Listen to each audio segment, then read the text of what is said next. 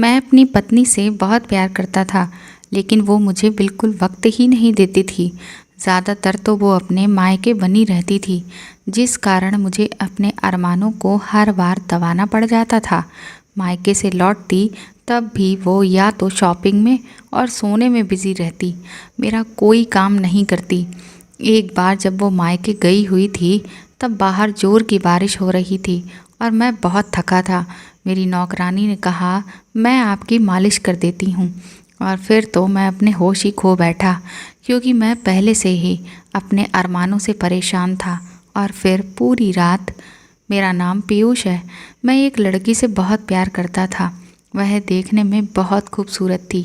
जिस दिन मैंने उसे पहली बार देखा था, मुझे उसे देखते ही प्यार हो गया था। उसकी आंखें बहुत खूबसूरत थीं, लंबे घने बाल और रंग गोरा।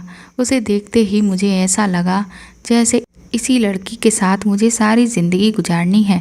मैंने उस लड़की से शादी करने का फ़ैसला कर लिया था। मैंने अपनी मम्मी को उस लड़की के घर रिश्ता लेके भेज दिया था। लड़की के घर वाले गरीब थे। उन्होंने रिश्ता एक्सेप्ट कर लिया, क्योंकि उन्हें मुझ जैसा स्मार्ट और अमीर दामाद मिलने वाला था, जो उनकी बेटी का बहुत ख्याल रखता।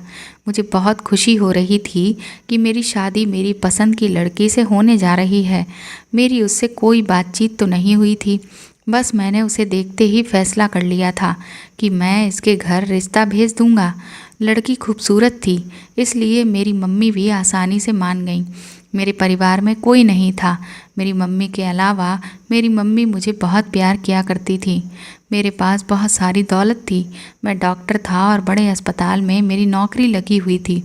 मैं महीने का अच्छा कमा लेता था और घर में बहुत सारे नौकर भी लगे हुए थे।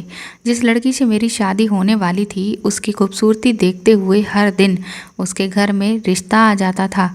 पर मेरी मम्मी ने लड़की वालों के ऊपर मेरी वजह से ज़्यादा दबाव डाला, तो उन लोगों को अपनी बेटी की शादी मेरे साथ ही करनी पड़ गई। मुझे खुशी थी कि उन लोगों ने मेरी मम्मी के कहने का मान रख लिया था। इसी तरह मेरी शादी कुछ दिनों बाद उस लड़की के साथ हो गई थी। शादी के बाद मेरी ज़िंदगी अच्छी गुजर रही थी। मेरी पत्नी के कदम मेरी आने वाली ज़िंदगी में बहुत शुभ हुए थे। मेरी कामयाबी के दिन आ गए थे। मैं शहर का फेमस सर्जन बन गया था और मेरी पत्नी मेरे साथ बहुत खुश थी। मेरी पत्नी का नाम सीमा था। वह मेरी मम्मी का भी बहुत ख्याल रखती थी।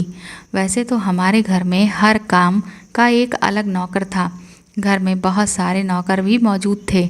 एक लड़की जो मेरी मम्मी को मिली थी, उसका नाम अवनी था। अवनी बहुत छोटी थी जब मेरी मम्मी उसे अपने गांव से लेकर आई थी। मेरी मम्मी का मायका गांव का था, जबकि मेरे पापा शहर में ही पले बड़े थे। अवनी की मम्मी मेरी नानी के घर की नौकरानी थी। एक दिन अवनी की मम्मी की तबीयत बहुत ज़्यादा ख़राब हो गई थी और इन दिनों मेरी मम्मी छुट्टियों में हमें लेकर नानी के घर गई हुई थी। अचानक ही अवनी की माँ की तबीयत इतनी ज़्यादा ख़राब हो गई थी कि उसकी माँ इस दुनिया को छोड़कर ही चली गई। अपनी माँ के मरने पर वो बहुत ज़्यादा रो रही थी, क्योंकि उसके पिता ने तो उन दोनों माँ बेटी को छोड़कर पहले ही दूसरी औरत से शादी कर ली थी। बेचारी अवनी बेसहारा हो गई थी।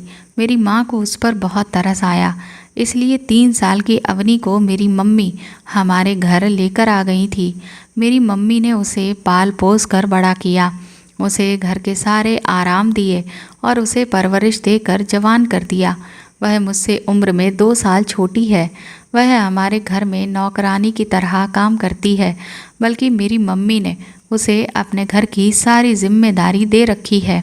वह मेरी मम्मी का बहुत ख्याल रखती है। जब से मेरी पत्नी आई है, मैं देख रहा हूँ कि वह कुछ बुझी बुझी सी रहती है। मैं तो शुरू से ही उससे ज़्यादा बात नहीं करता था। जब से बड़ा हुआ, उससे बातचीत और भी ज़्यादा कम कर दी, लेकिन जब छोटा था तो उसी के साथ खेला करता था। इसी तरह से वह हमारे घर की एक फैमिली मेंबर बन गई थी। मेरी मम्मी को तो अब उसकी आदत सी हो गई थी। उसने मेरी मम्मी को माँ की जगह ही दे दी थी। अवनी शुरू से ही हमारे घर को बहुत अच्छी तरह से संभाल रही थी और हमारे घर की सबसे ज़्यादा भरोसेमंद नौकरानी थी। मेरी मम्मी का कहना था कि वह भी अब जवान हो गई है, इसीलिए वह उसके लिए अच्छा रिश्ता तलाश करके उसकी शादी कर देंगी। इधर मैं हॉस्पिटल से घर आता तो मेरी पत्नी मेरा अच्छे से तैयार होकर वेलकम करती थी। उसे देखते ही मेरा चेहरा खुशी से खिल उठता था। काफ़ी दिनों से मेरी मम्मी की तबीयत खराब चल रही थी। अवनी ही उनका पूरा ध्यान रख रही थी। इधर मेरी पत्नी हनीमून पर जाने की ज़िद कर रही थी। अब भला मेरी माँ की इतनी ज़्यादा तबीयत जब खराब थी तो मैं अपनी बीमार माँ को छोड़कर कैसे जा सकता था। लेकिन मेरी पत्नी ने तो अपना सारा मूड ही खराब कर लिया था। अब फिर अवनी ने मुझे भरोसा दिलाया कि वह मेरी मम्मी का ख्याल रखेगी।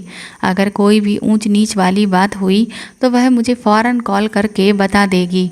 इधर अपनी पत्नी का नाराज़ होना और उधर मम्मी की तबीयत खराब होने से मैं बहुत ज़्यादा टेंशन में आ गया था। मुझे अवनी पर पूरा भरोसा था, इसीलिए मैं उसके भरोसे ही अपनी मम्मी को छोड़कर हनीमून पर चला गया था। हम लोग हनीमून पर शिमला गए थे। वहाँ मैंने नोटिस किया कि मेरी पत्नी के पास बार बार किसी की कॉल आ रही थी। मैंने उसे पूछा भी तो उसने कहा कि कोई नहीं है, बस कंपनी वाले हैं, इसी तरह से मुझे परेशान करते रहते हैं। 15 दिन का ट्रिप पूरा होने के बाद हम लोग अपने घर वापस आ गए थे। अवनी ने मम्मी का अच्छी तरह से ख्याल रखा था, लेकिन मम्मी की तबीयत अभी तक ठीक होने का नाम नहीं ले रही थी। अभी भी उनकी हालत काफ़ी सीरियस थी। मेरी पत्नी हनीमून से आने के बाद बहुत ज़्यादा खुश थी, क्योंकि उसे हमारे घर पर बहुत ज़्यादा ऐशो आराम मिल रहा था। मेरी पत्नी और अवनी की आपस में अच्छी दोस्ती हो गई थी। अवनी ने मेरी पत्नी को अपनी पूरी ज़िंदगी के बारे में बता दिया था। कुछ दिनों के बाद मेरी मम्मी की डेथ हो गई थी। मुझे अपनी मम्मी की मौत का सबसे ज़्यादा अफसोस हुआ। कुछ दिन तक तो हम लोगों ने बहुत ज़्यादा गम किया, लेकिन धीरे धीरे हम सब रूटीन पर आ गए थे। मेरी मम्मी की मौत का सबसे ज़्यादा सदमा अवनी को हुआ था, क्योंकि वह मेरी मम्मी का बहुत ख्याल रखती थी और उसने बचपन से ही मेरी मम्मी को अपना सब कुछ माना हुआ था। मैं तो हॉस्पिटल चला जाया करता था, लेकिन इस बात से बेफिक्र था कि अवनी मेरी पत्नी का भी अच्छी तरह से ख्याल रख लेगी। वह हर काम अच्छी तरह से संभाल लिया करती थी। उसने मेरी पत्नी को बहुत अहमियत देना शुरू कर दिया था। एक दिन मेरी पत्नी मेरे साथ मार्केट चली गई थी। वहाँ से आने के बाद वो बहुत ज़्यादा थक गई थी। अवनी को जब पता चला कि मेरी पत्नी बहुत ज़्यादा थक गई है तो वो हमारे कमरे में आ गई। मेरी पत्नी बिस्तर पर ही लेटी हुई थी और मैं लैपटॉप चलाने में बिजी था।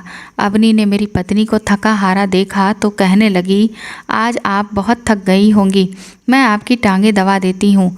मेरी पत्नी ने बिना हिचकिचाए हुए और बिना उसे मना किए हुए वह उससे अपनी टांगें दबाने पर राजी हो गई। मैं तो ये सब सुनकर चौंक गया था कि मेरी पत्नी उसे इस काम के लिए मना भी तो कर सकती थी, क्योंकि मेरी पत्नी को हमारे घर में आने के बाद अमीरों वाली फीलिंग आने लगी थी।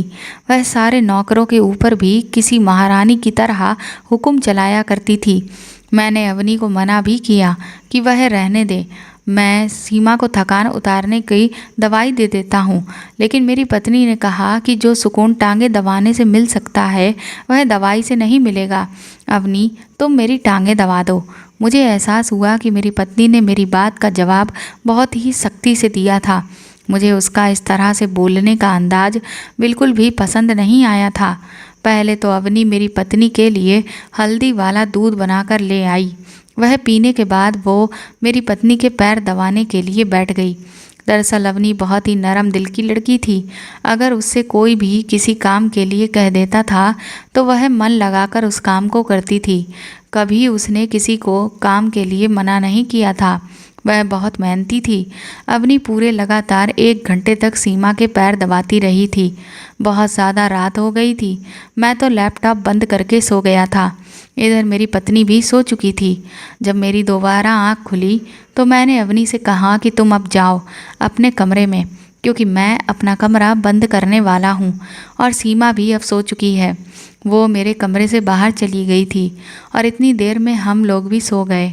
अगले दिन फिर ऐसा हुआ कि जैसे ही मैं रात को अस्पताल से घर आता तो देखता कि अपने घर का सारा काम अवनी ही कर रही होती और मेरी पत्नी कमरे में आराम कर रही होती थी। मैंने चारों तरफ नज़र दौड़ाकर देखा तो अवनी के अलावा मुझे कोई भी घर में नौकर भी दिखाई नहीं दे रहा था मुझे। लेकिन हम लोग खाना भी खा चुके थे, पर अभी तक मुझे अवनी के अलावा घर में कोई भी नौकर दिखाई नहीं दे रहा था। इधर मेरी पत्नी कमरे से बाहर नहीं निकल रही थी। उसे तो बस आराम के अलावा कोई दूसरा काम ही नहीं था। वह जब देखो तब कमरे में या तो टीवी देखती रहती थी या फिर मोबाइल में बिजी रहती थी। अगले दिन भी फिर ऐसा ही हुआ था। घर में मुझे कोई नौकर दिखाई नहीं दे रहा था। जब मैंने इस बारे में अवनी से पूछा कि घर के सारे नौकर कहाँ गए, तो उसने कहा कि सीमा ने सारे नौकरों को घर से निकाल दिया है। ये बात सुनकर मुझे बहुत गुस्सा आया था। आखिर मैं सारे नौकर मेरी मम्मी ने ही रखे हुए थे और सारे नौकर भरोसे वाले भी थे। अवनी को छोड़कर घर में कोई भी नौकर नहीं था। घर के काम का सारा बोझ अवनी के ही कंधों पर था। मुझे ये सब देखकर बहुत गुस्सा आया था। मैं फ़ौरन कमरे में अपनी पत्नी के पास गया और कहने लगा कि तुमने ये क्या हरकत की है? आखिर तुम्हारी हिम्मत कैसे हुई सारे नौकरों को निकालने की? उसने बड़े ही प्यार से मुझे गले लगा लिया और कहने लगी, मैं अवनी के साथ मिलकर घर का सारा काम कर लिया करूँगी। मुझे अच्छा नहीं लगता, घर में इतने सारे मर्द नौकर हैं और वो सिर्फ अकेली अवनी लड़की है। आजकल के नौकरों पर भरोसा नहीं करना चाहिए। अवनी जवान लड़की है और खूबसूरत है। मुझे हमेशा उसकी फ़िक्र लगी रहती है। ऐसी लड़कियों के साथ कोई कुछ भी गलत कर सकता है। इसीलिए मैंने सारे मर्द नौकरों को घर से बाहर निकाल दिया है।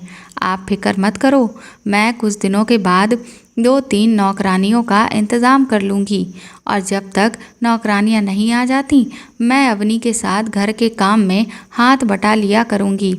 इतने प्यार से जब मुझे सीमा ने ये बात समझाई तो मुझे उसके ऊपर प्यार आने लगा था।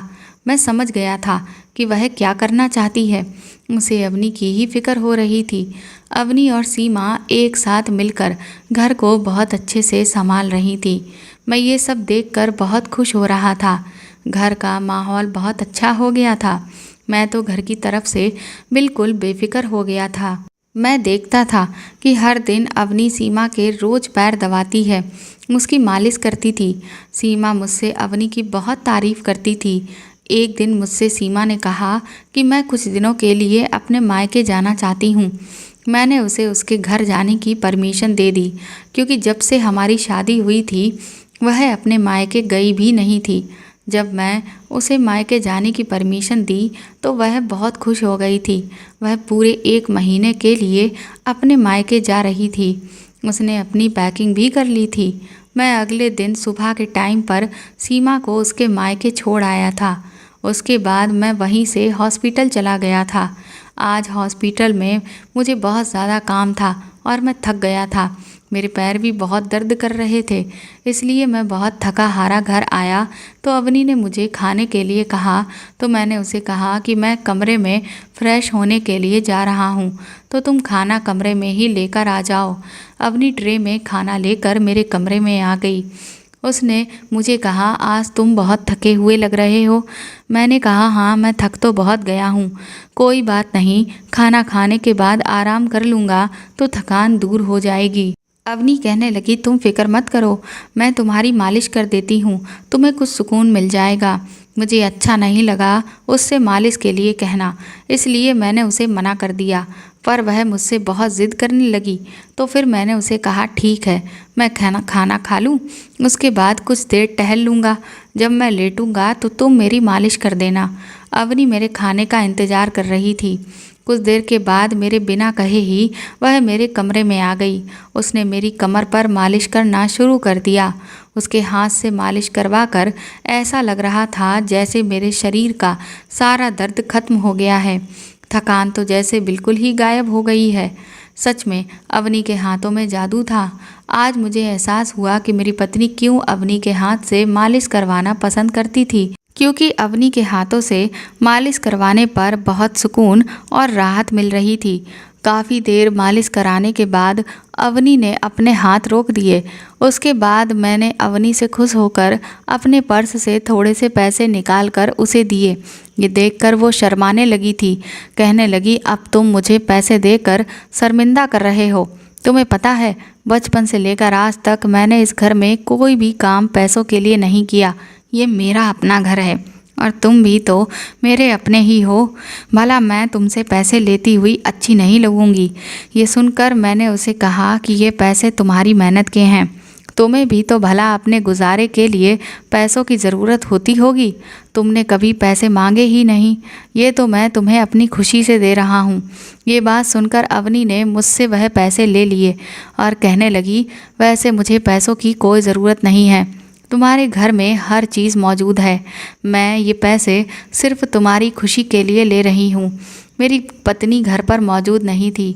आज काफ़ी दिनों के बाद मैं अवनी से खुलकर बातचीत कर रहा था, क्योंकि शादी से पहले भी अवनी मुझसे इस तरह से बातचीत नहीं करती थी। अगले दिन फिर से अवनी ने ऐसा ही किया। मुझे खाना देने के बाद उसने कहा कि मैं तुम्हारे शरीर की मालिश कर देती हूँ, तुम्हारी थकान उतर जाएगी। अवनी जब मेरे शरीर की मालिश करती थी तो मुझे ऐसा लगता था कि जैसे बहुत ज़्यादा गहरी नींद आ रही है, क्योंकि उसके हाथों में एक अजीब सा नशा था। इसी तरह से काफ़ी दिन गुजर गए थे। रोज़ ऐसा ही होता रहा था। मुझे अवनी को मालिश करवाने से मना करने की हिम्मत ही नहीं होती थी, क्योंकि मुझे भी अब उसके हाथों की आदत हो गई थी। उसके हाथ से मालिश करवाने के बाद इतनी अच्छी नींद आती कि सीधे सुबह को ही मेरी आँख खुलती थी। मेरी पत्नी तो मायके जाने के बाद मुझे बिल्कुल ही भूल गई थी। वह मुझे कॉल ही नहीं करती थी, बल्कि अगर कभी कॉल करती तो बस यही कहती कि मम्मी के साथ शॉपिंग करने जा रही हूँ, मेरे अकाउंट में पैसे डाल दो। या फिर वह अपनी मर्ज़ी की कोई न कोई चीज़ मंगवाने के लिए ही मुझे कॉल किया करती थी। उसे गए हुए अभी 1 हफ़्ता हो गया था, लेकिन अभी तक उसने कॉल पर मुझसे ये तक नहीं पूछा था कि तुम कैसे हो, तुम क्या कर रहे हो। बस वो अपने काम के लिए कॉल करती और अपना काम पूरा हो जाने के बाद फ़ोन बंद कर दिया करती थी। मेरी पत्नी अपने मायके से 1 महीने का कहकर गई थी, लेकिन पूरे 15 दिन के बाद वह घर पर वापस आ गई थी। उसके बिहेवियर में मुझे कुछ चेंजेस नज़र आ रहे थे। मैं उसकी खातिर सब कुछ करना चाहता था, मगर वो तो ना जाने अपनी एक अलग ही दुनिया में खोई हुई थी। सारा दिन कमरे में रहती, कमरे से बाहर ही नहीं निकलती थी। अगर मैं उसे कहीं बाहर घुमाने की बात करता तो वह मुझे फ़ौरन ही मना कर दिया करती थी। कुछ दिन वह फिर घर पर रही और उसके बाद फिर उसने कहा कि मैं मायके जाना चाहती हूँ। मैं तो उसकी हर खुशी में राजी था, इसीलिए उसने जैसा मुझसे कहा मैंने वैसा ही कर दिया। वह मायके गई तो 50,000 रुपये अपने खर्चे के लिए मुझसे पहले ही लेकर गई थी। मैंने खुशी खुशी उसे पैसे भी दे दिए, क्योंकि मेरा जो कुछ भी था वह था तो उसका ही। लेकिन इधर मैं देख रहा था कि अवनी मेरे बहुत करीब आने की कोशिश कर रही थी। अवनी हर दिन मुझसे कहती कि मैं आपकी मालिश कर देती हूँ, या फिर वह कहती कि मैं आपके पैर दबा देती हूँ। अवनी मेरी पत्नी के सामने भी ये सब कुछ करती तो मुझे इस बात से हैरत होती कि मेरी पत्नी को इस बात से कोई मतलब ही नहीं होता था कि वह किसी पराई लड़की से मेरी मालिश करवाने देती थी। मुझे ये सब कुछ बड़ा ही अजीब लगने लगा था। एक दिन मैंने अवनी से कहा कि तुम्हारे हाथों में तो सच में जादू है, इसीलिए तो मेरी सारी थकान उतर जाती है। अवनी कहने लगी, मुझे तुम्हारे सारे काम करने बहुत ही अच्छे लगते हैं। एक दिन अवनी ने मुझसे ज़िद पकड़ ली कि मैं उसे कहीं बाहर घुमाने ले चलूं। मैंने उससे कहा, अवनी मैं बिज़ी हूं, अभी तुम्हें बाहर लेकर नहीं जा सकता। लेकिन वो तो ज़बरदस्ती उस दिन मेरे पीछे ही पड़ गई। कहने लगी, मुझे तो बाहर ही जाना है, प्लीज़ मुझे लेकर चलो, तुम्हारी बहुत मेहरबानी होगी। इधर अस्पताल में बहुत सारे पेशेंट्स मेरा इंतज़ार कर रहे थे। मुझे बिल्कुल भी अच्छा नहीं लगा ज़्यादा अवनी से इनकार करना, क्योंकि वह बेचारी हमारे लिए बहुत कुछ करती थी। आज तक हमने उसके लिए किया ही क्या था। मैं फिर अवनी को लेकर चला गया। वहाँ फिर जाने के बाद मैंने देखा कि अवनी बड़ी अजीब अजीब सी हरकतें कर रही थी। मेरी तो कुछ भी समझ में ही नहीं आ रहा था। मैंने अवनी से कहा कि तुम यहाँ इस तरह से बिहेव क्यों कर रही हो, लोगों को हम पर शक होने लगेगा। अवनी कहने लगी, यहाँ पर मेरी एक दोस्त आने वाली थी। मैं सोच रही थी कि आपको अपनी दोस्त से मिलवा दूँ, लेकिन वह मुझे कहीं नज़र नहीं आ रही है। मैंने कहा, लेकिन तुम्हारी तो कोई दोस्त ही नहीं है। मेरी इस बात पर अवनी खामोश हो गई थी और फिर कहने लगी, मेरी दोस्त है, वह हमारे घर के आसपास की ही है। उसकी शादी हो गई है। वह अपने पति के साथ यहाँ आने वाली थी। शायद वो थोड़ी देर के बाद यहाँ आए। मैंने कहा, तुम यहाँ खाने पीने के लिए आई हो या फिर अपनी दोस्त से मिलने आई हो? मैंने अवनी को कहा, चलो मैं तुम्हें घर पर ड्रॉप कर देता हूँ। मुझे हॉस्पिटल भी जाना है। वहाँ पर मेरे पेशेंट्स मेरा इंतज़ार कर रहे होंगे। थोड़ी देर करते हुए मेरे पूरे 2 घंटे ख़राब कर दिए थे उसने। ना तो उसने वहाँ कुछ खाया पिया और ना ही वह मुझसे किसी तरह की कोई बात कर रही थी। मैं नोटिस कर रहा था कि उसकी नज़र तो बार बार चारों तरफ दौड़ रही थी। फिर 2-2.5 घंटे पूरे होने के बाद अवनी ने मुंह लटकाते हुए मुझसे कहा कि चलिए, आप मुझे ऐसा करिए, घर पर ही छोड़ दीजिए। मैंने उसे घर पर ड्रॉप कर दिया था। मुझे तो अवनी पागल जैसी लगने लगी थी, क्योंकि आज जो उसने हरकत की थी वो बिल्कुल पागलों वाली ही की थी। क्योंकि घर से बाहर निकलने का उसका मुझे कोई मकसद समझ ही नहीं आया था। फिर रात को जब मैं घर आया तो अवनी मुझसे कहने लगी, मैं तुमसे कुछ बात करना चाहती हूँ। मैंने कहा, बताओ क्या बात करना चाहती हो? तो उसने बातों को घुमाकर मुझसे बात करना शुरू किया। वह ना जाने क्या बताना चाह रही थी। मेरी तो कुछ भी समझ में ही नहीं आ रहा था। वह बार बार वो मैं कर रही थी और बार बार उसी बात को दोहरा रही थी कि मैं आपसे एक बहुत ही गंभीर बात बोलूँगी, लेकिन आप मेरी बात का विश्वास करना। और फिर आगे कुछ कहती ही नहीं थी। मैंने सोचा कि ये अवनी तो सच में पागल हो चुकी है। मैंने उससे कहा कि पहले तुम अच्छे से सोच लो कि तुम्हें आखिर मुझे कहना क्या है, उसके बाद तुम मुझसे बात करना। मैंने उसे डांट दिया था और वो खामोश हो गई थी, क्योंकि वह मेरा टाइम वेस्ट कर रही थी। कुछ दिनों के बाद मेरी पत्नी अपने मायके से जब घर वापस आई तो बहुत खुश नज़र आ रही थी। उसने वहां आते ही मुझे गले से लगा लिया और मेरी पत्नी ने कहा कि मुझे आपसे कुछ पेपर्स पर साइन चाहिए। मैंने कहा, ठीक है, मुझे वह पेपर्स दिखा दो, मैं साइन कर दूंगा। सीमा ने मुझे वह पेपर पढ़ने ही नहीं दिए। उसने कहा कि ये पेपर्स एक एनजीओ के पेपर्स हैं, जहां पर मैं भारी डोनेशन करना चाहती हूं। मैं वह डोनेशन अपने अकाउंट से कटवा दूंगी और सबसे अच्छी बात तो ये है कि वो एनजीओ वाले मुझे चेयरमैन बना रहे हैं। मैंने सीमा से कहा, ये तो बहुत ही अच्छी बात है। मैं अपनी पत्नी के इस काम से बहुत खुश हुआ था। मैंने खुशी खुशी उन पेपर्स पर साइन कर दिया और अपनी पत्नी को बहुत ही प्यार किया। मेरी पत्नी के सामने ही फिर से अवनी कमरे में आ गई थी। उसने कहा, पीयूष, मैं तुम्हारी मालिश कर देती हूँ, आप लेट जाओ। लेकिन मैं आज मालिश नहीं करवाना चाहता था, क्योंकि आज बहुत दिनों के बाद मुझे अपनी पत्नी के साथ टाइम स्पेंड करने का मौका मिला था। मैंने अवनी से कमरे से बाहर जाने के लिए कहा और कहा कि आज नहीं, आज तुम कमरे में चली जाओ। आज मेरी मालिश मेरी पत्नी करेगी। सीमा मेरी तरफ देखकर कुछ कंफ्यूज सी हो गई। उसने अवनी से कहा, अरे नहीं अवनी, तुम्हारे हाथ में जादू है। तुम ही मेरे पति की कमर की मालिश कर दो। मुझे पता है कि मेरे पति को तुम्हारे हाथ से मालिश करवाने पर बहुत सुकून मिलता है। ये कहते हुए सीमा कमरे से बाहर चली गई थी। मुझे सीमा की इस बात पर बहुत गुस्सा आया था, क्योंकि काफ़ी टाइम हो गया था हम दोनों को अकेले में एक साथ टाइम स्पेंड किए हुए। मैं अकेले में सीमा से कुछ बातें करना चाहता था, उसके साथ थोड़ा अपना मूड अच्छा करना चाहता था, लेकिन वह मेरी उस बात को समझ ही नहीं रही थी। काफ़ी दिनों से जब मैं थका हारा घर आ जाता था तो वह कमरे में सो जाती थी, या फिर इतने दिनों से तो वह मायके में ही रह रही थी। उसे मेरी बात को समझना चाहिए था। आखिर मैं उसका पति हूँ। मैं उसके साथ टाइम स्पेंड नहीं करूँगा तो फिर किसके साथ करूँगा? मुझे भी गुस्सा आ गया था। मैंने अवनी को डांट कर कमरे से भेज दिया, जिससे अवनी की आंखों में आंसू आ गए थे। उसकी आंखों में आंसू देखकर मेरा दिल तड़पने लगा था। वह बेचारी कमरे से बाहर चली गई थी और बहुत ज़्यादा रोने लगी थी। आखिर इस सब में उसकी गलती क्या थी?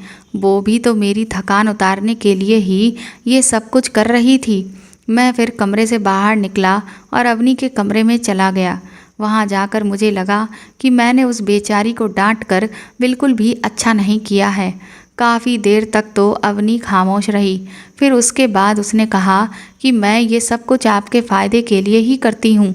मैंने उसे कहा, अच्छा बाबा, मुझे माफ़ कर दो, चलो मेरे साथ कमरे में और मेरे शरीर की मालिश कर दो, मैं बहुत थक गया हूँ।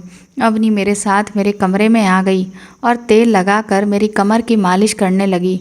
लेकिन उसके बाद जो हुआ उसने मेरे होश उड़ा दिए। आधे घंटे के बाद कमरे के अंदर सीमा आई थी। सीमा को बहुत ज़्यादा गुस्सा आ रहा था। उसने ज़ोर से अवनी का हाथ पकड़कर उसे ज़मीन पर गिरा दिया। उसके साथ उसके माता पिता भी मौजूद थे। ये सब देखकर मैं भी हैरान रह गया था कि अचानक से ये क्या हो गया। मैंने सीमा से कहा कि तुम क्या कर रही हो।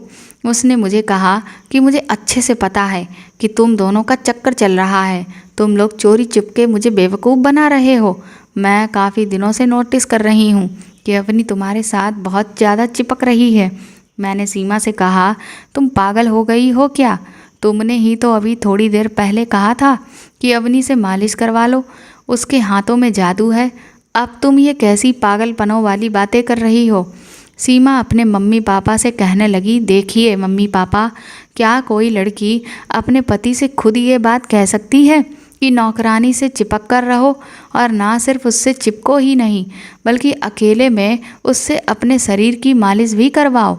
ये दोनों मुझे काफ़ी दिनों से बेवकूफ़ बना रहे हैं। इन दोनों का चोरी चुपके ये सब चल रहा है। जब मैं मायके जाती हूँ तो इन दोनों को खुलकर एक दूसरे के साथ मोहब्बत करने का मौका मिल जाता है। ये बात सुनकर सीमा के मम्मी पापा को बहुत गुस्सा आ गया। सीमा की मम्मी ने अवनी का हाथ पकड़ा और कहने लगी, इस लड़की को घर से बाहर निकाल दो। मैंने तभी सीमा की मम्मी से कहा कि आपकी बेटी झूठ बोल रही है।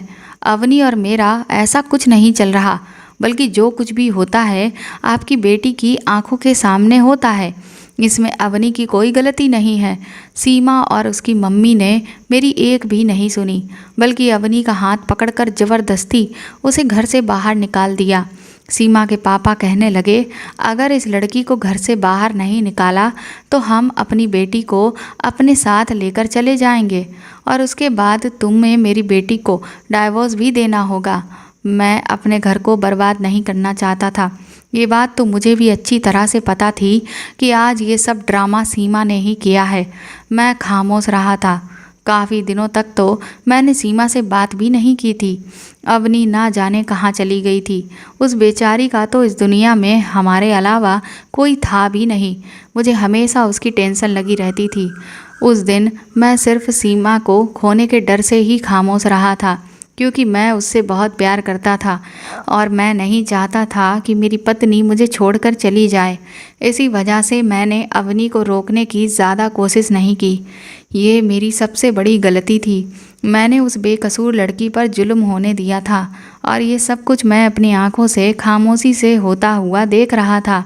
मुझे इतनी ज़्यादा बेचैनी हो रही थी कि मुझे रातों को नींद नहीं आ रही थी, क्योंकि उस पर जुल्म हुआ था।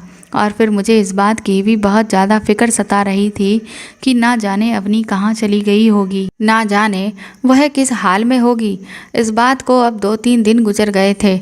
मैं अवनी की तलाश करने के लिए निकल पड़ा था।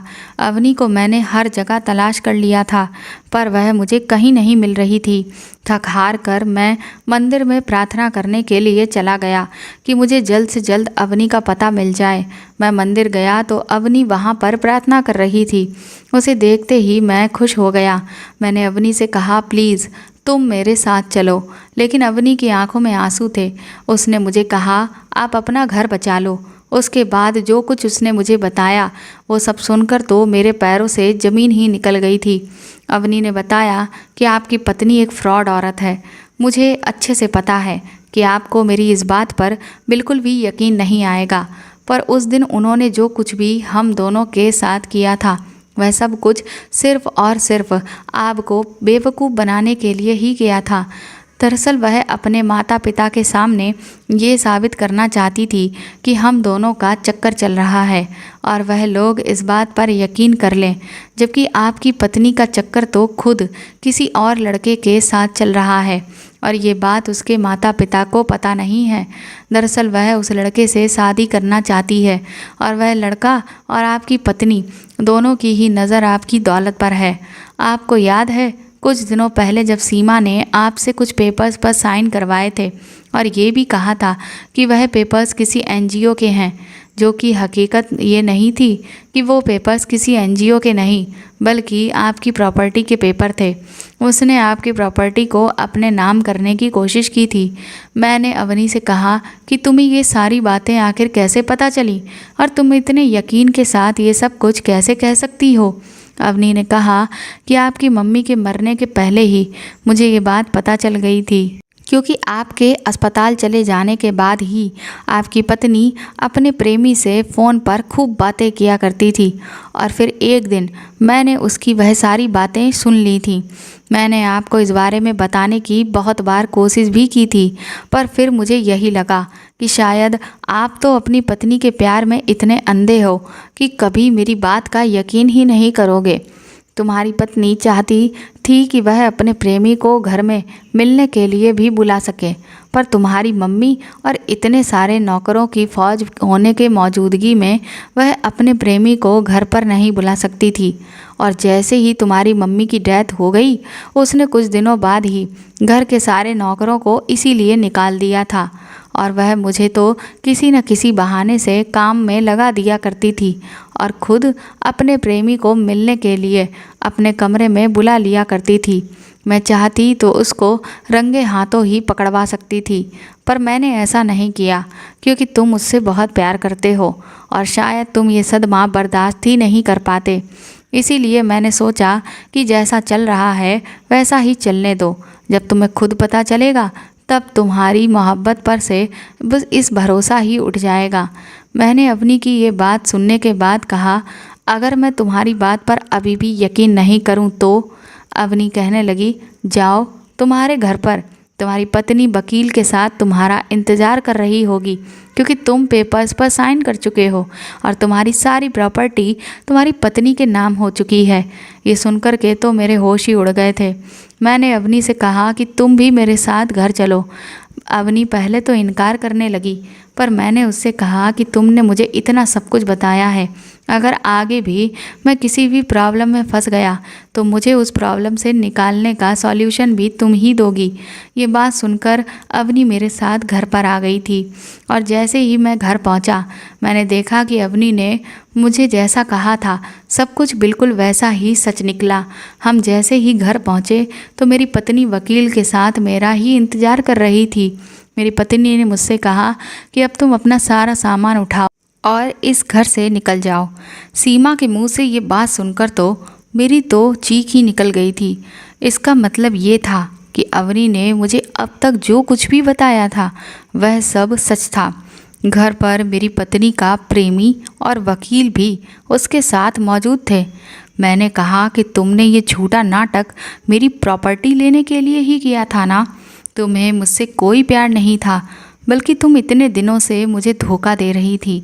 सीमा मेरी आंखों के सामने ही अपने प्रेमी का हाथ पकड़कर खड़ी हो गई और कहने लगी, हाँ, मैं तुमसे प्यार नहीं करती, मैं तो इससे प्यार करती हूँ और मैं ये सब कुछ तुम्हारी दौलत हासिल करने के लिए ही कर रही थी। और उस दिन मैंने तुम्हें इसीलिए अपने माँ बाप की आंखों में भी गलत साबित कर दिया। अब तुम जल्दी से इस घर से निकल जाओ और मुझे डाइवोर्स दे दो। सीमा ने डाइवोर्स के पेपर भी मेरे सामने रख दिए थे। मैंने कहा, पागल औरत, मैं कभी तुझे डाइवोर्स नहीं दूंगा। मुझे नहीं पता था कि तू इस हद तक गिर सकती है। मुझे सीमा पर बहुत गुस्सा आ रहा था। मैं उस पर हाथ उठाने वाला था कि तभी अवनी ने मेरा हाथ पकड़ लिया और वो कहने लगी कि घर से बाहर निकलने का समय हमारा नहीं बल्कि इन लोगों का है। तुम्हारी पत्नी ने प्रॉपर्टी के पेपर पर तुम्हारे साइन ज़रूर करवा लिए थे, मगर मैंने उन पेपर्स को बदल दिया था। ये सुनकर सीमा के होश उड़ गए। अवनी ने कहा, हाँ, मैं सच कह रही हूँ, मुझे तुम्हारी प्लानिंग के बारे में पहले से पता था, क्योंकि जब तुम अपने प्रेमी से बात किया करती थी मैं तुम्हारी बातों पर ध्यान दिया करती थी, और फिर इसीलिए मैंने प्रॉपर्टी के फर्जी पेपर पहले ही तैयार करवा लिए थे। मुझे पता था कि जिस दिन तुम पीयूष से साइन कराने वाली थी उसी दिन मैंने ओरिजिनल पेपर फेक पेपर से चेंज कर दिए और तुमने पीयूष से फेक पेपर्स पर साइन ले लिए। ये सब कहकर अवनी खामोश हो गई थी। मैंने बड़ी हैरानी से अवनी की तरफ देखा कि सच में उसने आज मेरी प्रॉपर्टी को बचा लिया था। अब मैं कोई रिस्क नहीं ले सकता था। मैंने उन लोगों को तुरंत ही पुलिस के हवाले कर दिया, क्योंकि वह लोग मुझे बेवकूफ़ बना रहे थे। वो लोग इससे पहले कि मुझे पागल बनाकर यहाँ से भागते, मैंने पहले ही सीमा को डाइवोर्स दे दिया। पुलिस उन लोगों को अपने साथ ले गई थी। 420 की केस में सीमा और उसके प्रेमी को अरेस्ट कर लिया गया था। उनके साथ आए हुए वकील ने तो उन लोगों का केस लेने के लिए भी साफ इनकार कर दिया था, क्योंकि वह इस मैटर में फंसना ही नहीं चाहता था। मैंने सीमा की तरफ से अवनी से माफ़ी मांगी और उसे थैंक यू भी कहा। उसने मेरी सच में बहुत हेल्प की थी। अवनी कहने लगी, मैं तुमसे बचपन से ही बहुत प्यार करती हूँ, पर कभी तुमसे इस बारे में कहने की हिम्मत नहीं हुई कि कहीं तुम मुझे रिजेक्ट ना कर दो, क्योंकि हूँ तो मैं तुम्हारे घर की नौकरानी ही। भला तुम मुझ जैसी लड़की से शादी कैसे कर सकते थे? मैं जानती थी कि तुम अपनी पत्नी से बहुत प्यार करते हो, इसलिए मैंने तुम्हें शादी से पहले भी ये बात नहीं बताई, क्योंकि इंसान को शादी उसी से करनी चाहिए जिसे वह पसंद करता हो। ये बात कहकर अवनी खामोश हो गई थी। मैंने उसे कहा, पर कभी कभी अपनी पसंद में खोट भी निकल जाता है। देखो, सीमा ने मेरे साथ क्या किया। अगर तुम शादी से पहले मुझे बता देती कि तुम मुझसे प्यार करती हो तो शायद मेरे दिल में तुमसे शादी करने का ख्याल आ जाता, तो आज मेरे साथ ये सब कुछ नहीं होता। लेकिन क्या तुम मुझसे शादी कर सकती हो? जो हुआ उसे भूल जाओ। ये बात सुनने के बाद अवनी बहुत खुश हो गई थी। मैंने अवनी से शादी कर ली और हम दोनों बहुत खुशी खुशी अपनी ज़िंदगी गुजार रहे थे। सीमा के माँ बाप ने उसकी ज़मानत करवा दी थी। सीमा ने घर आने के बाद मुझसे बहुत माफ़ी भी मांगी, पर मैं तो उसे तलाक दे चुका था और अवनी से मैंने शादी कर ली थी। अब मैं दोबारा इस धोखेबाज औरत पर भरोसा नहीं कर सकता था। सीमा अपने किए हुए के ऊपर बहुत पछता रही थी, क्योंकि उसके प्रेमी ने सिर्फ उससे इसीलिए प्यार किया था क्योंकि उसे सीमा के थ्रू मेरी प्रॉपर्टी मिल सकती थी। जमानत होने के बाद उसने भी सीमा को रिजेक्ट कर दिया और अब सीमा दर दर की ठोकरें खा रही है और मैं अपनी पत्नी के साथ बहुत खुश हूँ।